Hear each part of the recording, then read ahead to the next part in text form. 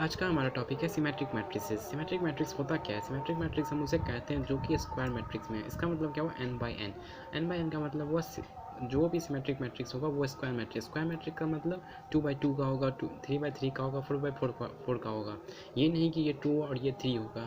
कभी भी symmetric matrix square matrix का होता है। सिमेट्रिक मैट्रिक्स होता है क्या है? सिमेट्रिक मैट्रिक्स होता है, जानते हैं। सिमेट्रिक मैट्रिक्स में सबसे पहले ए ट्रांसपोज। अगर हम कोई भी सिमेट्रिक मैट्रिक्स, अगर कोई मैट्रिक्स दिया हुआ है, अगर हम उसका ट्रांसपोज करें फिर से वही आ जाए तो वो कहलाता है सिमेट्रिक मैट्रिक्स।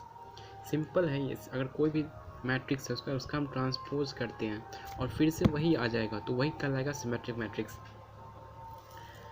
इस दिया हुआ नोट में क्या दिया हुआ? Diagonal matrix, scalar matrix, identity matrix, zero matrix और सिमेट्रिक मैट्रिक्स। जो भी डायगोनल मैट्रिक्स, स्केलर मैट्रिक्स और आइडेंटिटी मैट्रिक्स होते हैं वो सिमेट्रिक मैट्रिक्स होते हैं। इस पर चलिए एक एग्जांपल करते हैं।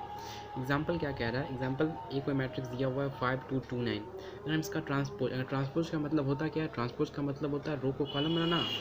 तो ये रो है, रो को हम कॉलम बनाएंगे, इस रो को हम कॉलम बनाएंगे। जब हम इसको रो को कॉलम बनाएंगे फिर इस रो को कॉलम बनाएंगे। ए ट्रांसपोज की हमें क्या मिला? फिर से ए मिल गया ना। ये जो मैट्रिक्स आया है फिर से यही आया है ना, तो ये क्या कहलाएगा? Symmetric matrix. दूसरा एग्जांपल है हमारे पास पी कोई मैट्रिक्स दिया हुआ है, इसका हम ट्रांसपोज करें। इसका हम ट्रांसपोज करने का मतलब क्या हुआ? रो को कॉलम बनाना है।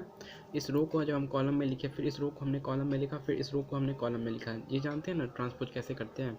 इसको यहाँ रखेंगे, फिर इस रो को कॉलम बनाएंगे, फिर इस रो का जितना भी एलिमेंट है उसको कॉलम, फिर इस रो का जितना एलिमेंट है उसको कॉलम में लिखेंगे। इसका हम ट्रांसपोज की यहाँ क्या मिला? ये फिर से मैट्रिक्स आ गया, पी मैट्रिक्स ना। तो हम इसे क्या लिखेंगे? पी जे सिमेट्रिक मैट्रिक्स। तो चलिए आज के लिए बस इतना ही।